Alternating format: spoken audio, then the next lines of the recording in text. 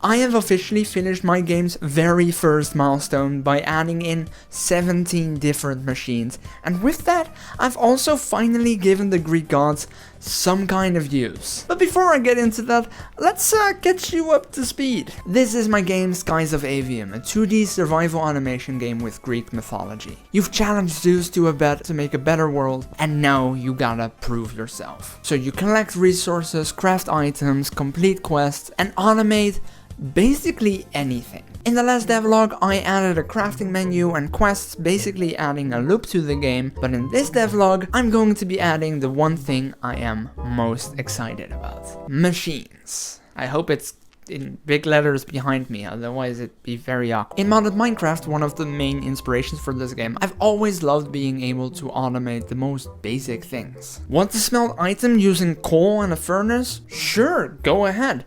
But why if you could automate it? Want a bunch of resources but don't feel like mining for several hours? Have a machine that does it for you. So many different machines doing so many different things, and in all my attempts at making this game over the past couple of years, adding machines has always been one of the main things I try to do first. So yeah, this time wasn't any different. I wanted a machine for smelting, I wanted a machine for making iron plates, I wanted a machine for making rocks or trees or whatever, and many more machines. But how do I do this? Things are about to get spicy, so I'll make sure to break it into more simple parts for you. I got you. Honestly, it doesn't get more simple than this. What even is a machine? In my case, it is an object that I can break that also does something on its own. A chest, for example, is not a machine, because yes, it can hold items, but it cannot do anything with them. But following my definition of a machine, a furnace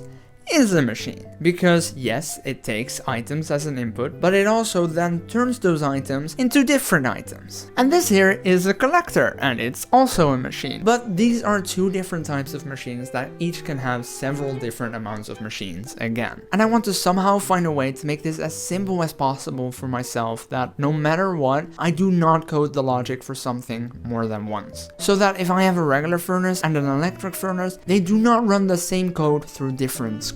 So here's how I did it. Well, first, I didn't, because I was stupid. But after that, I did do it. Let's talk about that instead. So yeah, there are two different types of machines. There are crafting machines and there are other machines. The former turns an item or multiple items into another item, and the latter doesn't do anything with items. It just does its own thing. But they both share something very important. Two things, actually. A question they ask, and with that, a response to the answer they get to that question. The question being, can I do the action I am supposed to? This is basically asking if it has the right input items and if it has enough power or fuel. After asking this question, which is just a function that returns a boolean, it can then do one of two things based on the answer. If it can do the action, it will do the action. If it can't do the action, it won't. It's not rocket science. But the cool thing is that this allows me to have the setup for every single machine be the exact same, even if their actual use is completely different. Anyway, let me introduce you to some of the machines. We have the wooden pressing station, the wooden cutting station, and the grinder, the only 3 manual machines in the game so far. Rather than requiring power or fuel, you just have to press a button for it to do a certain action. Like the wooden pressing station allows you to make iron plates or steel plates or walkable tiles. The wooden cutting station allows you to make copper wire for now, and the grinder turns 1 iron ore into 2 iron fragments, which you can then smelt into iron ingots. These machines are manual on purpose, because automation is such an important part of the game to me. I wanted to introduce the player to that concept very early on, but I also don't want it to be easy. I want you to feel like you're actually making progress and that you're working towards something. So having these manual machines be useful is what you want, but I also, with that, want the player to go, man, I wish I didn't have to do all this by hand. Just so that later in the game, I can go, ha, psych, you no longer have to. Honestly, very cool to me. You want to know what else is cool? This. I need longer arms. My posture is a mess. I find the most creative ways to completely ruin my back, and with that, probably my future. But now, I no longer have to. FlexiSpot was incredibly nice to send me their FlexiSpot E9 standing desk. Let me tell you how easy it was to set up. Even I, infamous for being whatever the opposite of a handyman is, was able to set this up all by myself. It is super easy to use, and it allows you to change the height between 635mm and 1285mm. You do not have to constantly mess around with the height to hopefully get the height you want, because you can actually set a bunch of presets. Like, here's my sitting preset, my standing preset, and my I wish I was tall preset. But don't worry if you have any children in the house and are afraid that they might mess things up, because there's also a child safety lock. Oh, and there's also this really nice magnetic thing underneath the desk for everyone who loves cable management. Now, I was told that I could technically sit on it during the whole lifting process, because apparently it can hold up to 160 kilograms. The thing is, I am afraid of heights that could hurt me. Oh my god! Even with me on it, the E9's brushless motors are fast and smooth, and because they're made with eco-friendly materials, they're also way more energy efficient and have a larger lifespan than before. Speaking of materials, look at these beasts. These pillars are made from a high quality carbon steel and make sure this whole desk is stable. Great for when I'm playing Counter-Strike and I need to move from one side of the desk to the other side for a 5-degree in-game turn. I had been looking into getting a standing desk myself already, and honestly, what you're getting versus the price, it's incredible. So yeah, if you're at all interested in getting one for yourself, be sure to check out the first link in the description below. There's a special Black Friday deal going on right now that makes this desk 200 euros cheaper, and with that, more deals are coming up. Now, I don't know them from the top of my head, but there's an image. Nice. Yes, it is in Dutch. Consider it a gift. Honestly, I don't know if this deal is Netherlands specific, but I'll put my answer here. Thank you again to FlexiSpot for sponsoring this video. This desk has a 20-year warranty, which is crazy because by then I'll be 46 years old, but you also have 60 days to return this for free. Again, links in the description.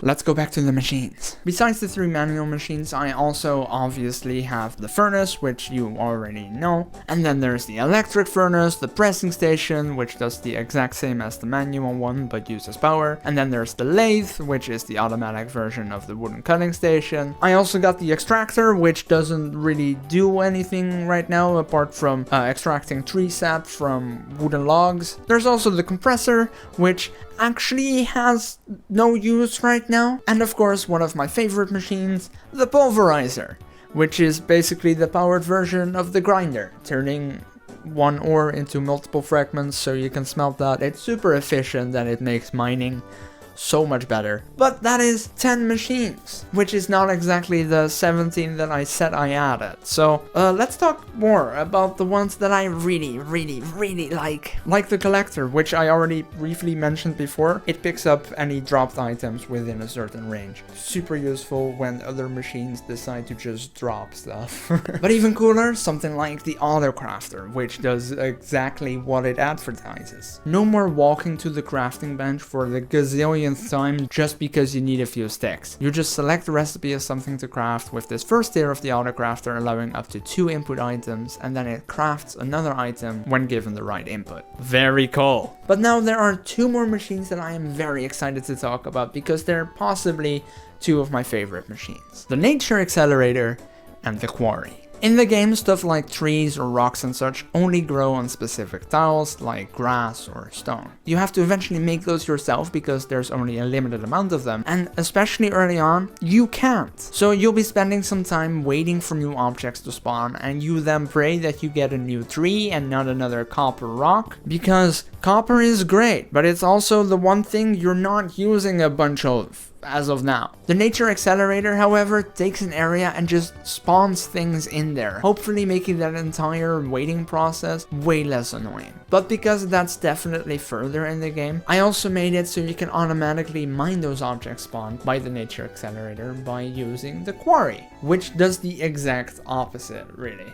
It breaks objects one by one within a certain area. Together, these machines can basically give you infinite resources, which can be really useful later on in the game. Now, the thing is, that wasn't necessarily easy to do. The actual behavior of the machines wasn't that difficult necessarily, because there's just an area of positions it needs to check, and it either needs to place a new object every once in a while, or it needs to break objects that already exist. It's just that game design wise, it was a lot harder, because originally there was another machine, the miner. It would mine objects from one of 4 directions and constantly spit out items based on what it mined. Now, here's the problem. This game isn't Factorio. You're not gonna be needing 100,000 iron per hour for all of your factories. So this miner constantly mining and the resources never depleting is honestly super overpowered and unnecessary. I could of course make it slower, make sure that it only mines every 5 to 10 seconds, but that is only delaying the problem and not fixing the problem. And then of course I could also make it that it does deplete whatever resource you're mining and that eventually breaks, but that means that there's a chance that there will be a tree in the spot of the rock you're trying to get resources from. Why would a miner be able to mine trees? So you would then get stuck, and that kind of sucks because that's not what you're going for. So instead I just replaced it with the Quarry, which will do exactly what the miner does,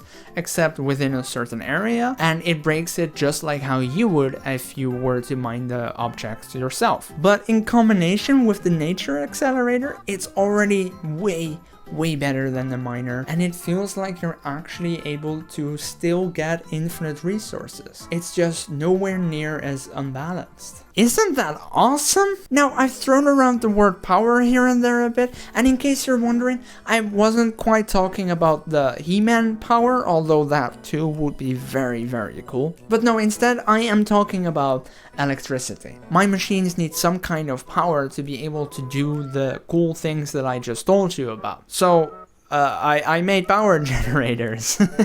I made a literal generator, which turns fuel into power. I also made a solar panel, which only generates power during the day. Oh yeah, I also added a day-night cycle. Almost forgot about that. And finally, I added a windmill, which just always generates a bit of power. All you have to do is place a power pole next to any of these and then connect them to another power pole that's next to a machine, and power!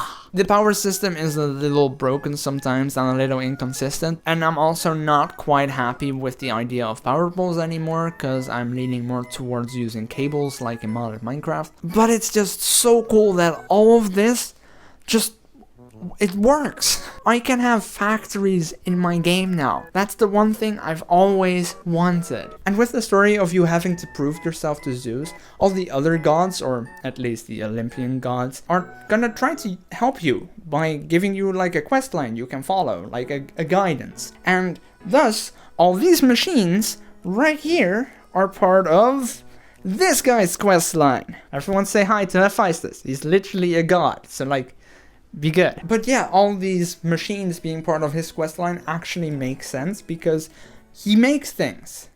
He's a smart guy. Wishlist my game!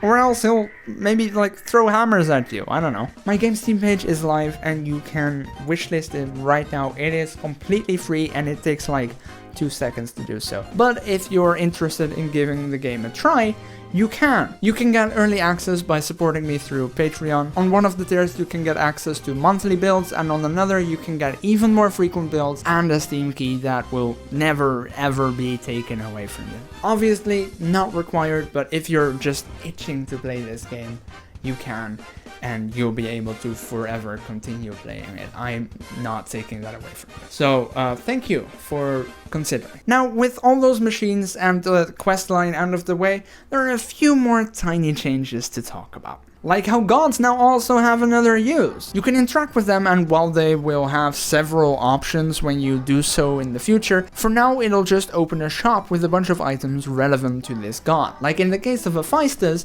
you're gonna be able to buy a bunch of tools from him.